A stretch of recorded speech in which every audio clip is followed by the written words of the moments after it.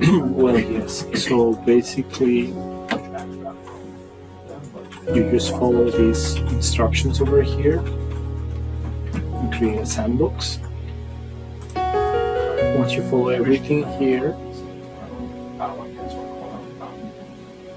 and you should place a special attention in actually setting your public IP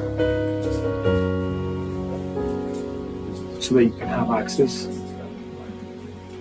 and make sure that your network settings won't block any access. Right, and then you can just pretty much use the query editor. I'll try to use that. Okay. Right. So we'll go here to query editor in the Azure portal.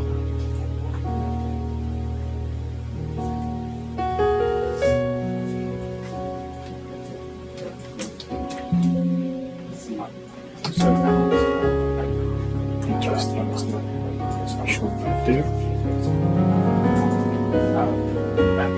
I don't know if it comes to the details, but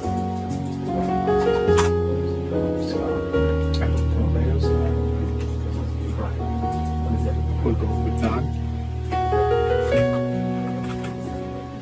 This is something else.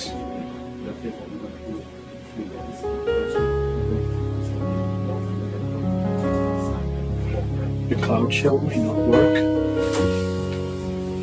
The query editor. You just have to enter the password that we'll set up here.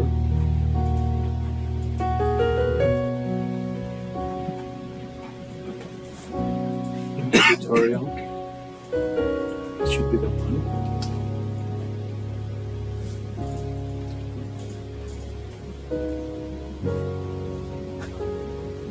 There. So you will be able to see all the tables there. As I said, make sure that you really have access to the right network, because you need the port 1433 to be able to access your database. Right? So actually in this exercise they're asking you to copy this and execute that simple query. So we'll just run this.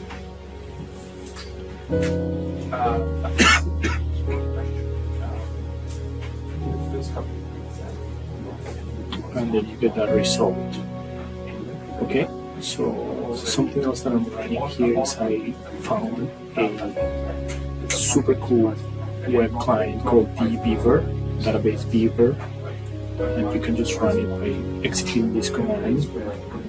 So for my setup, I have Windows Terminal, I install Docker Desktop. So I do have the image.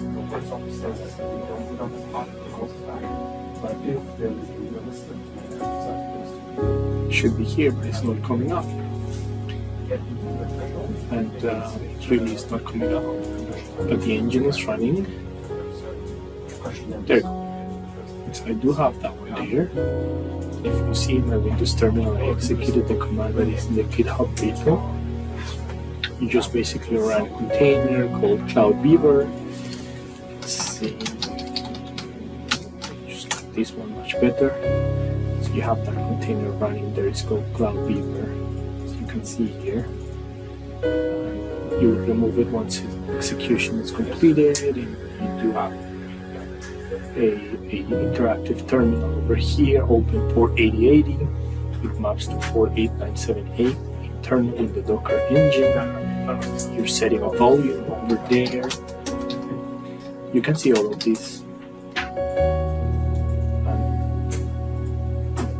It's a bind mount, and you get this image. This is the community edition. Right. So this is Dbeaver, right? And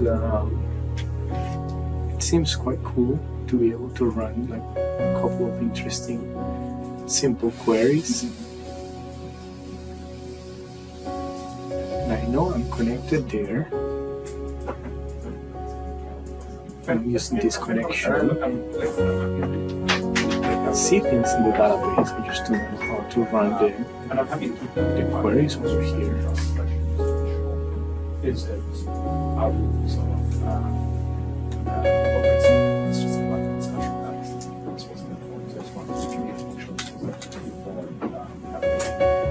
Okay, so it says here link with editor.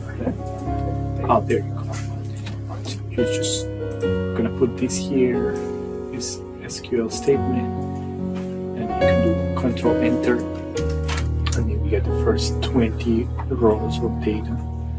So let's compare row frames, out frame black 58. We'll compare with what is here in the query editor. There you go. So these are the two ways that you can connect to an Azure database. And I find it quite cool. I really enjoy using this Dbeaver from now on, because you can create all sorts of connections. Let's see, I'm going to disconnect. No, I'm just going to cancel that. And you can create a lot of connections over here to multiple databases. Let's see. Yeah, there we go. So you can have connections to all sorts of databases here. You just configure the normal connection string in the database, and then you test the connection. You can see all these debugging in the log. If everything goes well, if you have the right port open, you should be able to connect to your database